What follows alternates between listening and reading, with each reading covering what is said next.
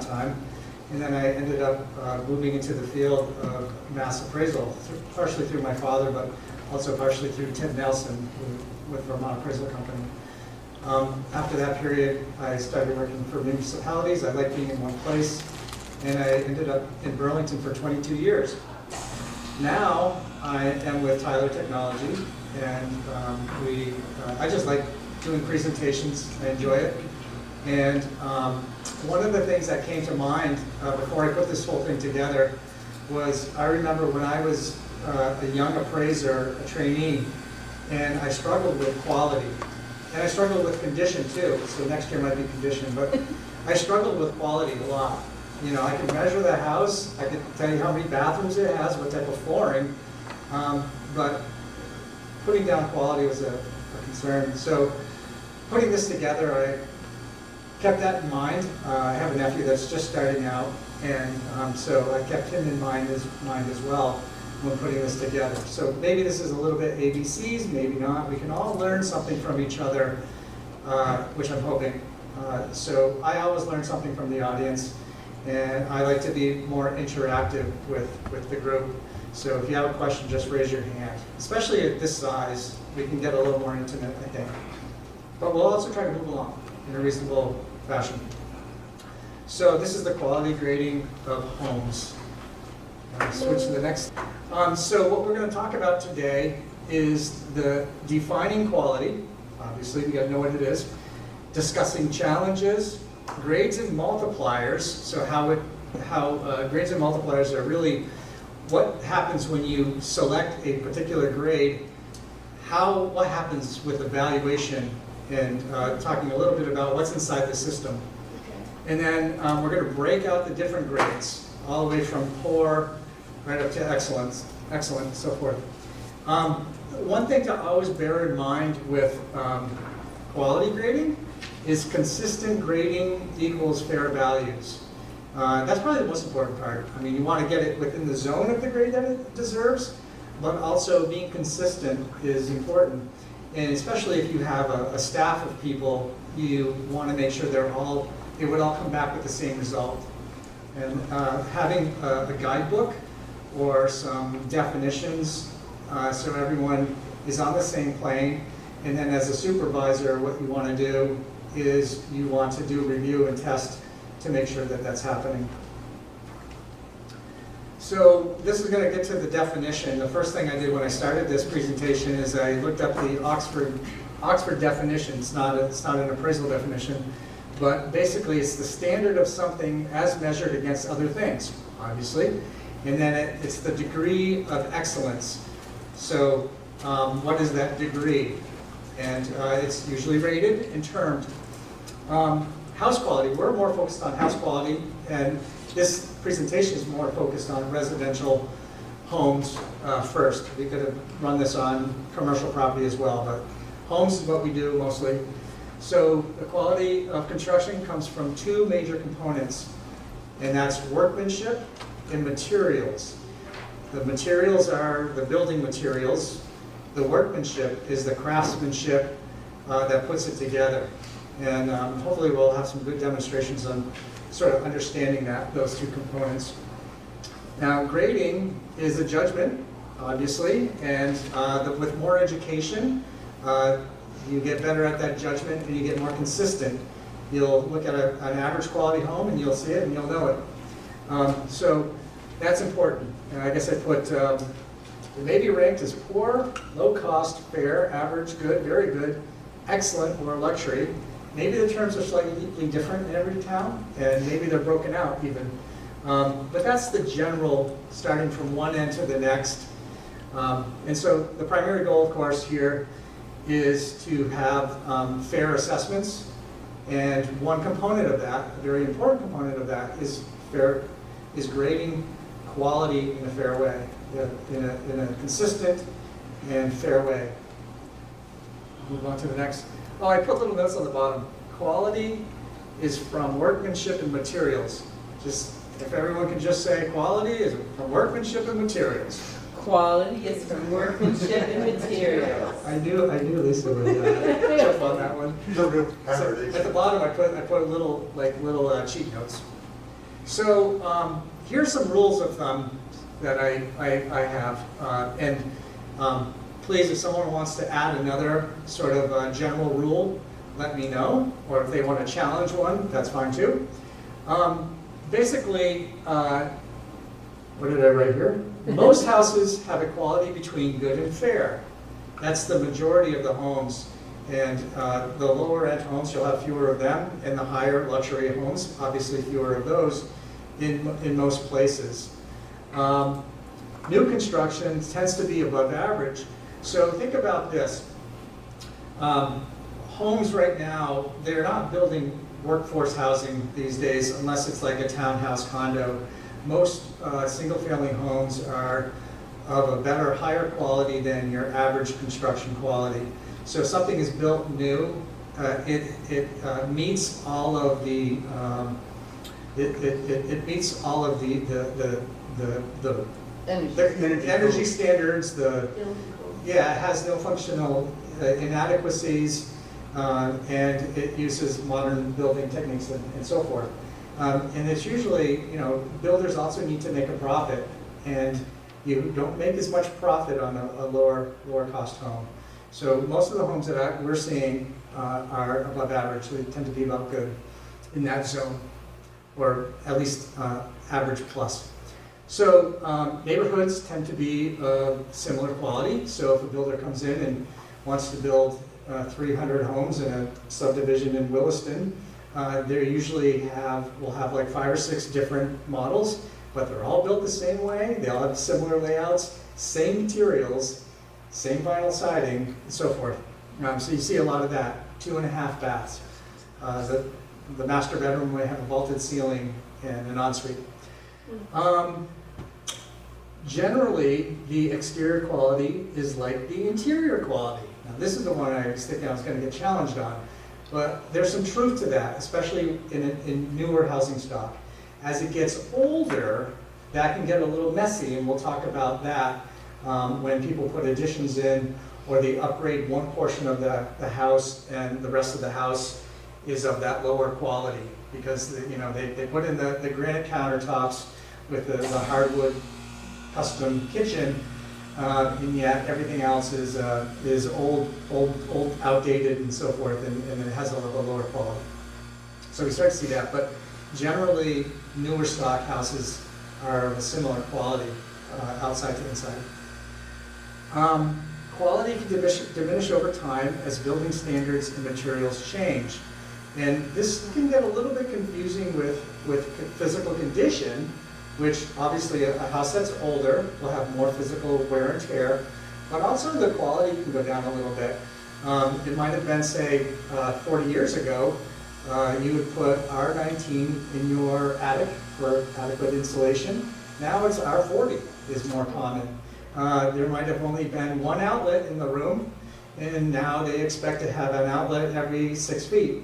That type of thing. So you want to think about those things. So over time, quality can diminish a little bit. Anybody have a question or a comment to raise? When did they change that thinking? Huh? When did they change that thinking? We were taught years ago that quality was always built into the house. It was the bones of the house. Well, here's a good example. I consulted with my dad on this one, so he can take the blame. Think of an old Victorian house, great workmanship, really nice bones. Inside the house, you might have plaster and lath.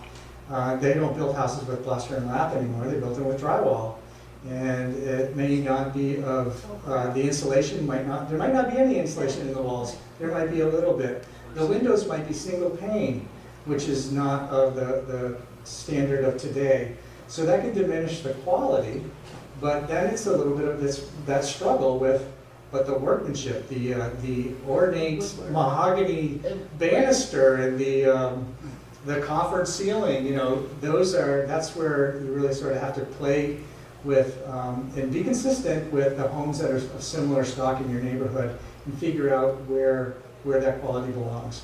So when you're always getting to value, so it's always about quality, square foot quality and condition or depreciation.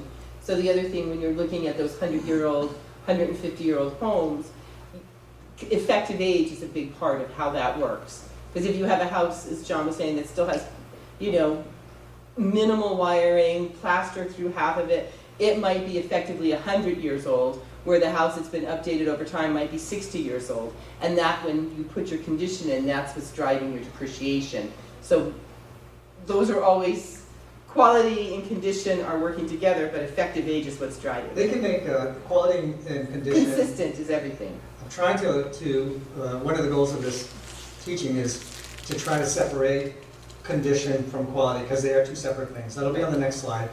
But it is hard to say it on an older home that it was beautiful in the day, but also has a reasonable amount of wear and tear, but also has items that would not be built the same way, in the same way. Maybe the framing is 2x4, not 2x6. Those types of things are. 9-foot ceilings, 10-foot ceilings, stuff like that. Yeah, that's probably the most challenging in those types of properties. And the market will tell you if the market likes them or not. And what the market says needs to help us make that decision. And they make a better comparison against themselves. Those things. Yes. I think that's important to know. The challenges, we kind of already talked a little bit, touched on the challenges. Mentally separating physical condition from quality of construction. We'll talk about that next slide more. Judgment of overall quality when a new addition is superior to the main house, and also vice versa that.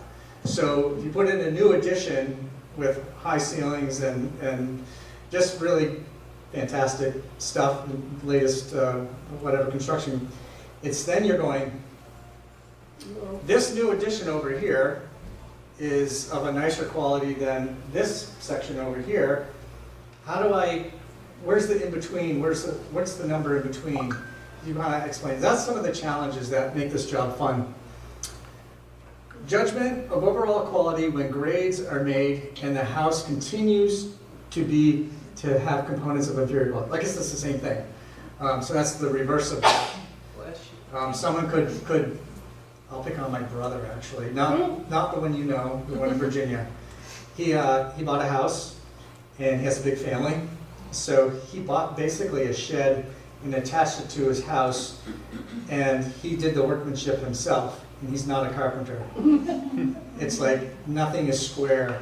So he added some inferior quality to his house. I should have had a photo. I should have asked him to send me a photo. So what did I write down on the bottom? When considering residential quality, keep workmanship and material in mind. Of course, that's the big lesson today. Workmanship and material quality.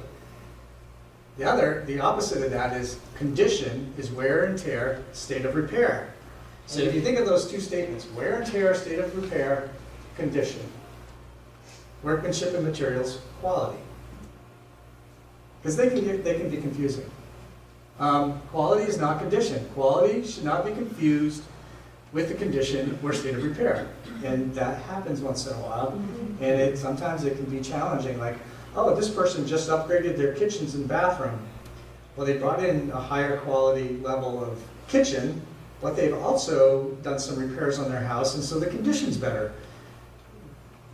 Do you use a little bit of both? Do you, when you make your adjustment for between reappraisals?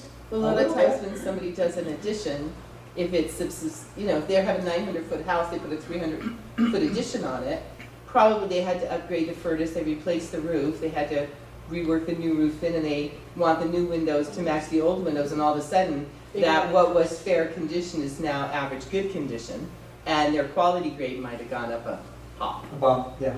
All right. But it's always playing interchangeably.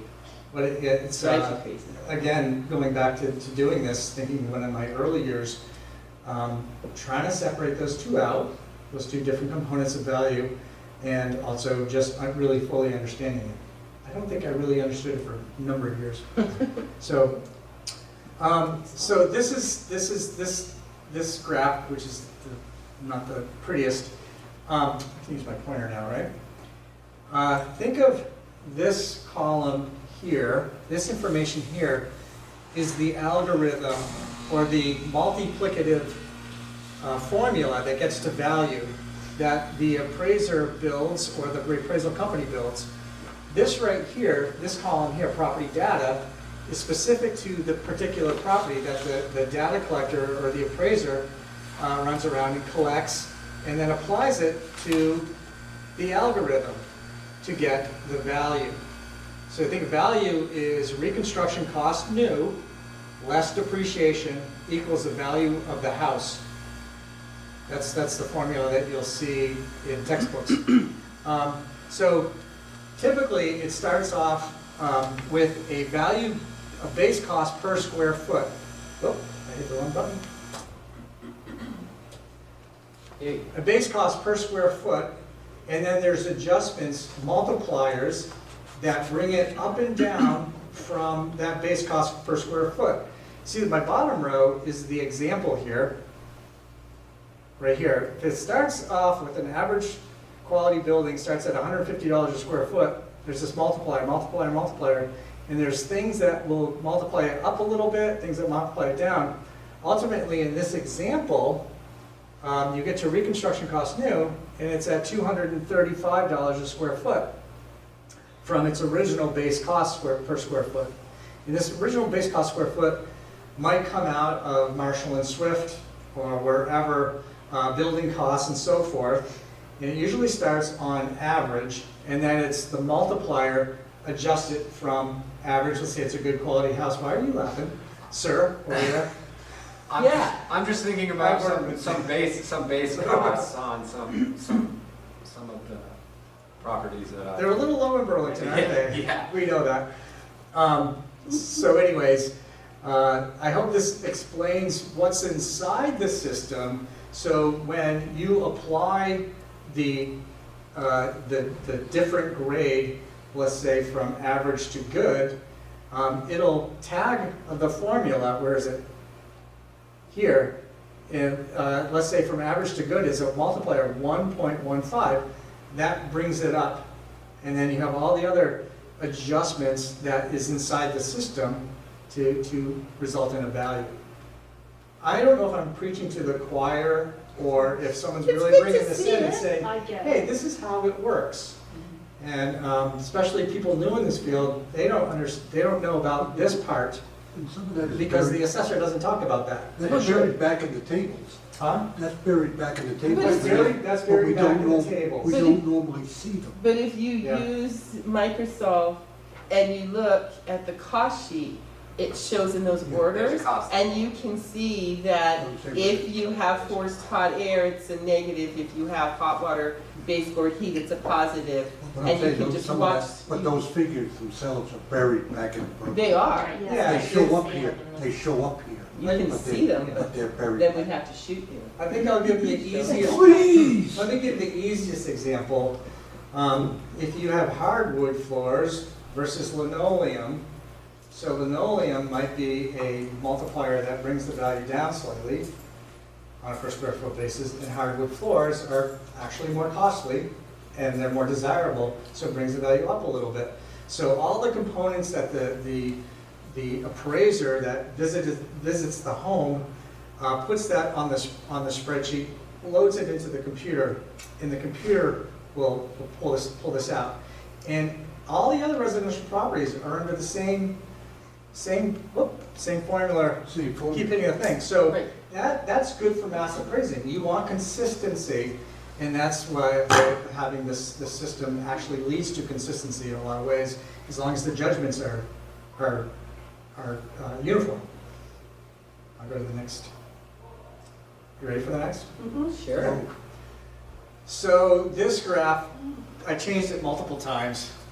So on the top row where it says grade, luxury, excellent, very good, good, average, fair, low quality, and poor, in the municipality that you work in, it might be slightly different.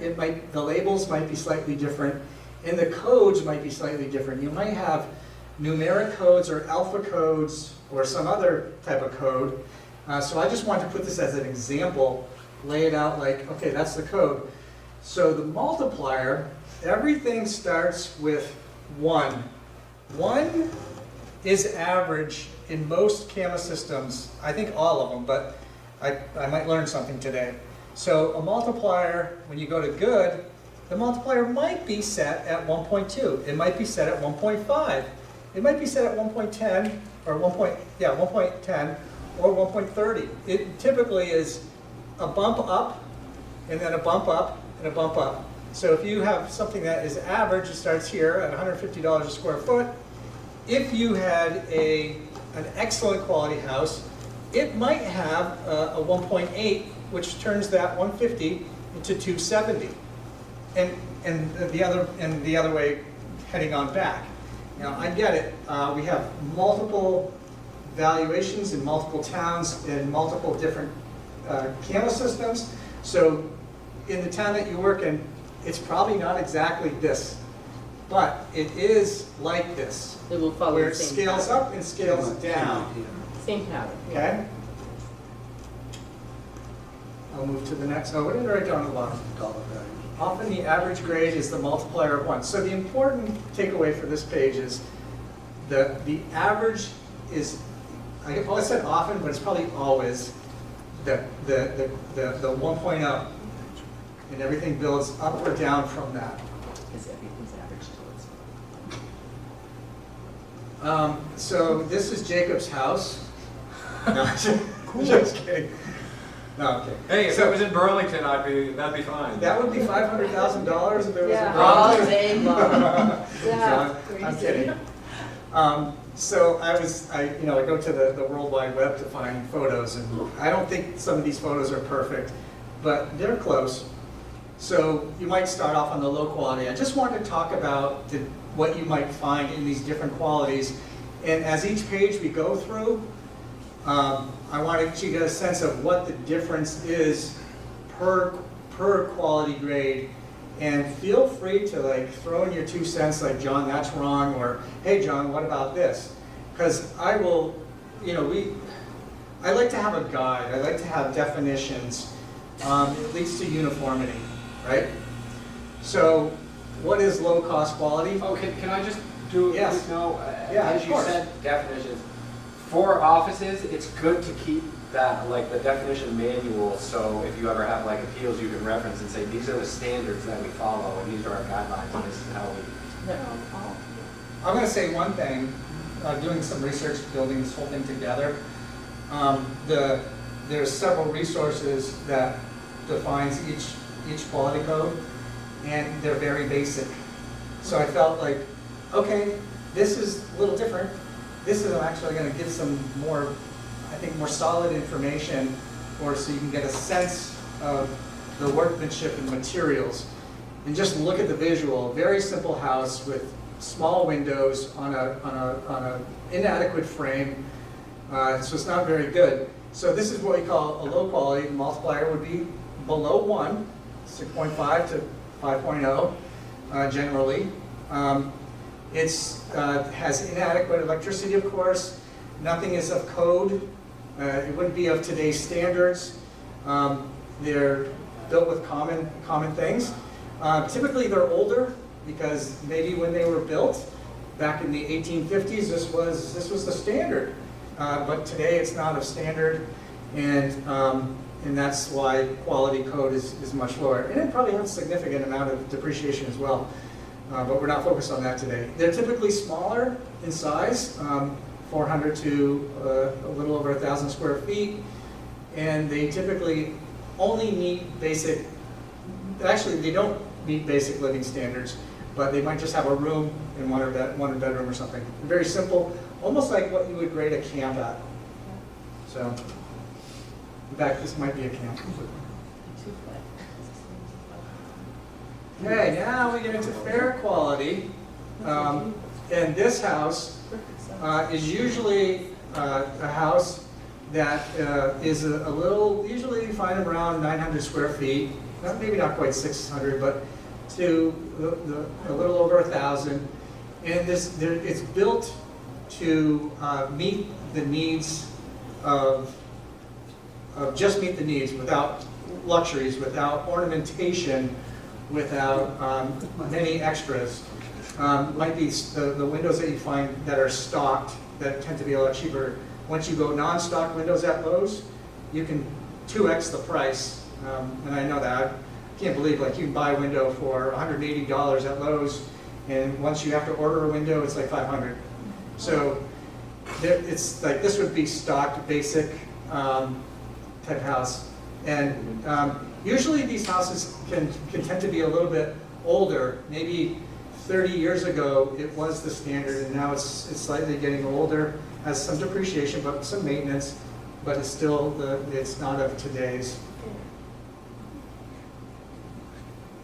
And these are rule of thumbs, these are general rules, right? There's gonna be some things that just don't match. Average quality is a little bit nicer. It meets the basic standards of a house. See, the roof pitch is a little bit steeper. This one happens to look like it's a little older, and I didn't go inside it. I took this from the World Wide Web. And the framing. What does the sign say, no trespassing? I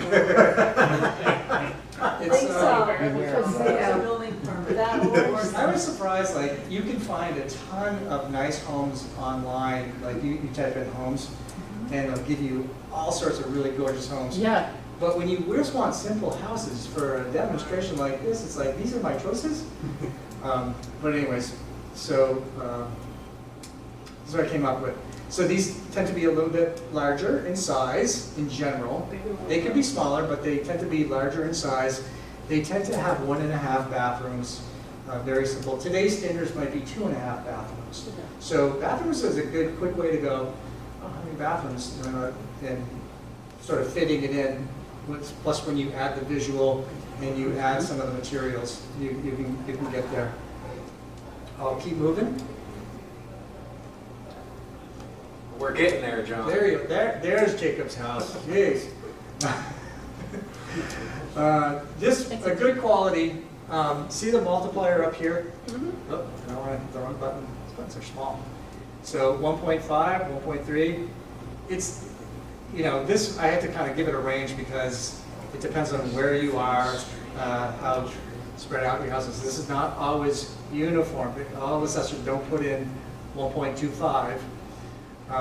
But anyways, what you'll start to find is you can just visually, you can see it's a nicer quality. But it starts to have some ornamentation. It starts to meet the standards of today. It has some semi-luxury items, and it has some regular items. It might have some vinyl flooring, but it might have some hardwood flooring. It might have some crown molding in the rooms. It might even have one ceiling that's a little bit higher. So little things like that, and it meets current construction standards. And they tend to be a little bit bigger. Here.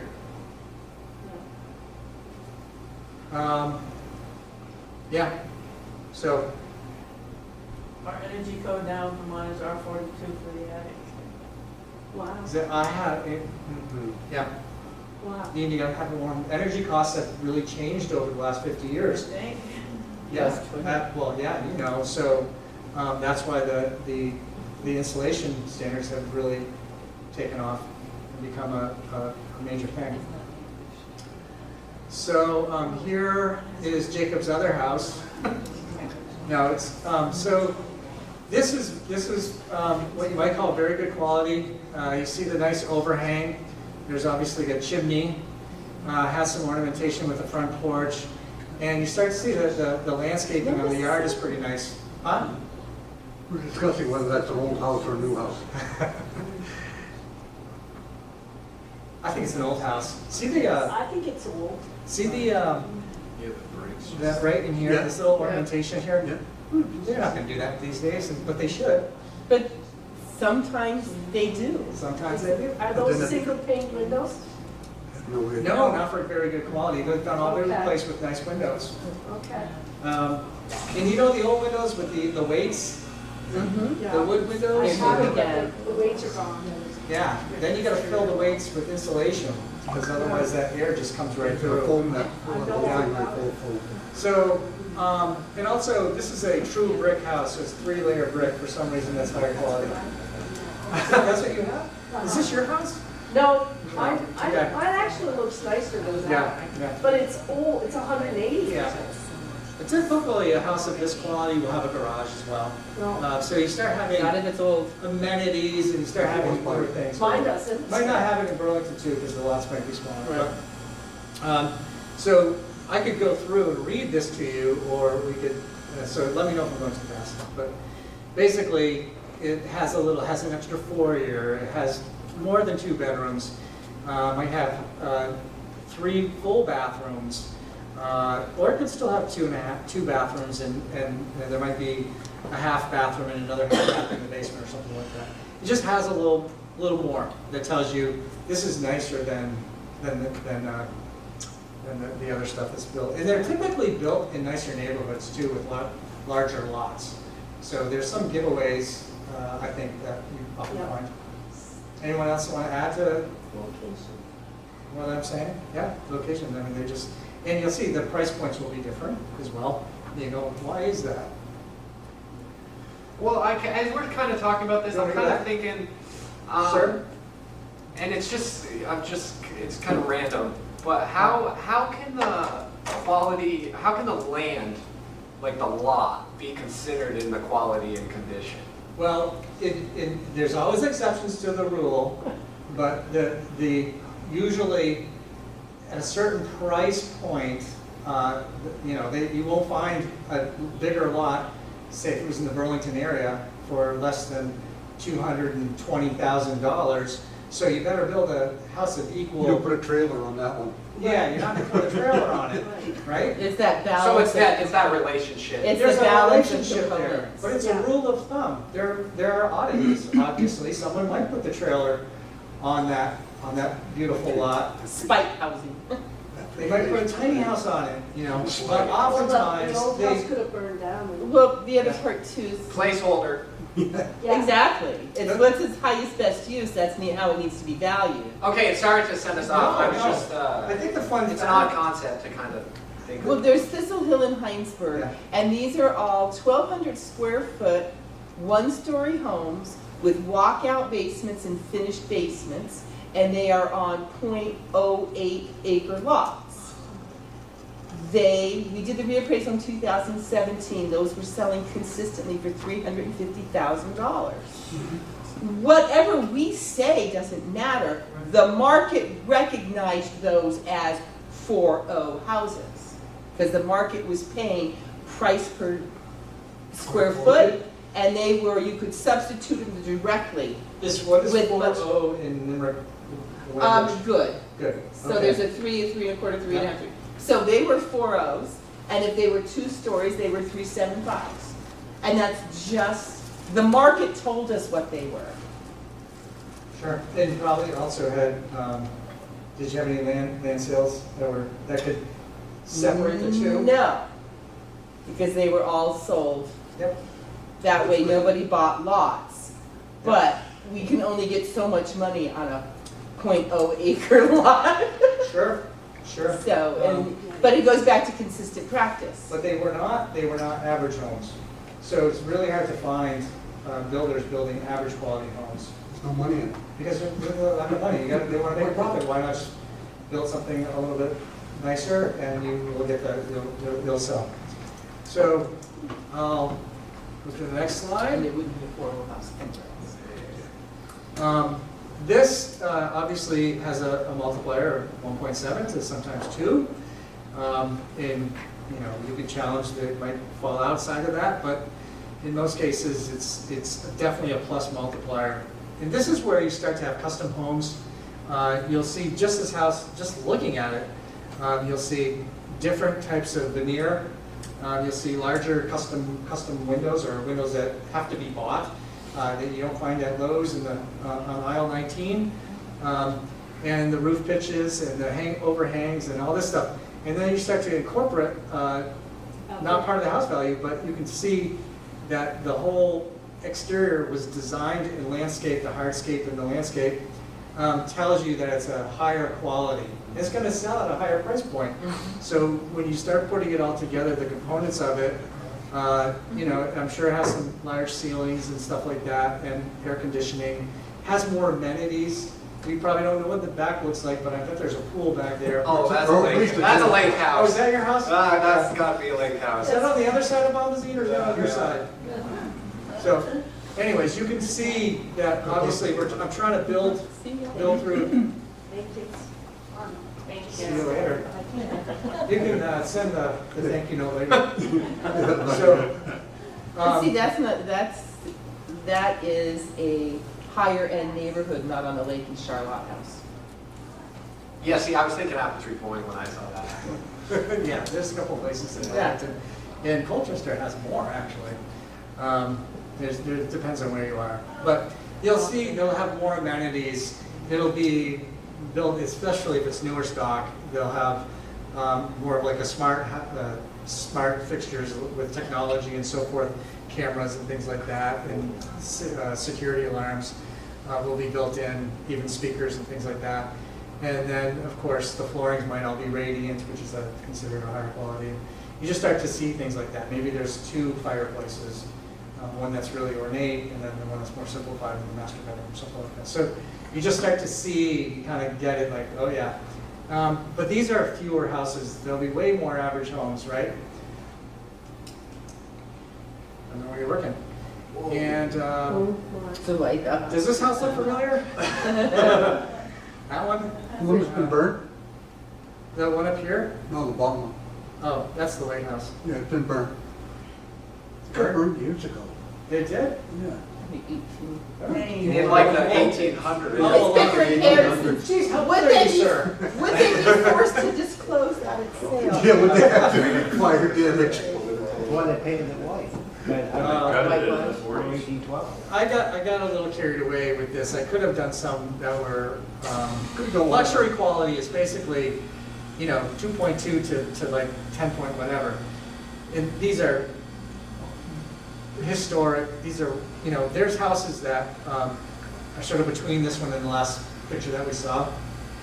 So I probably would have done a better job if I wasn't, Put a new one okay, just inside. get some photos in there. So So you're making a point. yeah, I'm making a point here. It goes beyond to whatever, right? And these are mansions. They tend to be 10,000 square foot plus. Celebrity. They will tend to, most neighborhoods. That kind of land in the town. Yeah, just, these are grand. These are so unique. So, there's not, and you don't even need to learn about this slide because there may not be any houses in your town or even in the county that are. And the other part too, good luck proving what their value is and finding sales. Yeah. Stowe probably has some and some other locations around Vermont. So just. But mostly, Some of the most expensive homes. yeah. How much? I think it was 28 million. How many acres? Get a picture of that for John. Stowe just Yeah, sold one of the you most expensive homes in Vermont. 28 million? Even Rutland. I don't want to see the tax bill on that. I know. It's incredible. We cannot get an assessment even close. That's just how it works with that.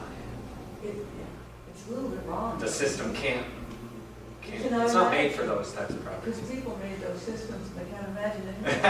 Well, that. Maybe, you could still try to, you'd have to recalibrate the cost approach, but then you might want to say, this is such a unique house, let's go out and get an appraisal on it. That's what, we have one house Yeah. that's sort of mansion-y in Burlington that we had the appraisal on. It came in lower than I expected it. It was $5 million. Amy Terrence house. That's my presentation. Does anyone have any questions? Ma'am, you in the back, do you have a question? You came in a little bit late. I was just thinking your luxury homes, you might need to know about them because you might go into a town where your predecessors had put luxury quality on something. That was not. Really wasn't warranted, so it might be good to know what that is. Well, that's why, when that happens, I would go over to the algorithm slide and think about this here. Do we need to recalibrate the quality in how it is? Do we need to, maybe it's the next slide I should go to. Let's try this one. Is this at $330 a square foot? You can have luxury plus, you can have luxury plus plus, whatever. I've seen that. I'm working in Newport, Rhode Island right now. There's, like, just understanding it, it's nuts. But I really haven't looked at the highest end homes, which are, 20 million-ish. So it's I never saw that in Burlington or any other place I work, so it is kind of new for me in trying to understand that. Compared to the But, other things. I am seeing the $2 million But the homes and market things like tells that. you. Yeah, but the land itself is worth $1 million, Oh, so yeah. the house just might be, So the $2 million homes, the average for that area? Yes. When you grade it? no, the average home in Newport is like a little over $800, 800,000, and that's still pretty high to these standards, but that would just be a typical home because that area is so valuable. And then, so if you start at that, but the land is starting at 520,000, and then the house is the remainder of that. And so I'm seeing this scale, but it's really interesting. So I used to own a house on Old Beach Road, just off, right down near First Beach. And I won't tell you what year it was, but we paid $25,000 for it. And gas, oil was 19 cents a gallon, and it cost $2,000 to heat it. And it had 80-inch windows, French tile around the 7 fireplaces, it had third Gorgeous, floor. huh? Yeah. I would like to, I have a picture of it, I'd love to know what it's worth today. The people who bought it turned it into, the first people that bought it. I sold it, we painted it and sold it for $28,000. We thought we were, Yeah. tycoons, we thought it was the greatest thing. You were? Yeah, it was, had 2 staircases, the maid's quarters, it had everything. Yeah. I'd hate to let go of something like that. Brass chandeliers, oak, Yeah. it was great. So really, that's one of those challenging ones, because you want to look at sales that are similar, because you have these fixtures and amenities that would bring that quality way up. But then you have things that are not of today's standards. Yeah, I gotta tell you what we did though. Yeah. There was a hole in the roof, and we had no money. So, you know what oilcloth is? We Yes, had a I big do. piece of Yeah. oilcloth underneath, it was a very small That's hole. before they have grace now. Big, Yeah. big piece of oilcloth underneath it, and put about this much newspapers over it. We were there That's for. the insulation. But it kept, when the roof leaked, it was great. And nothing came down any further than that. It was fun. Interesting. Yeah, it was a long time. Yeah. Anyone else have another story? Did we finish early? No, I actually think We're right on time? We're right on time. Well done, well done.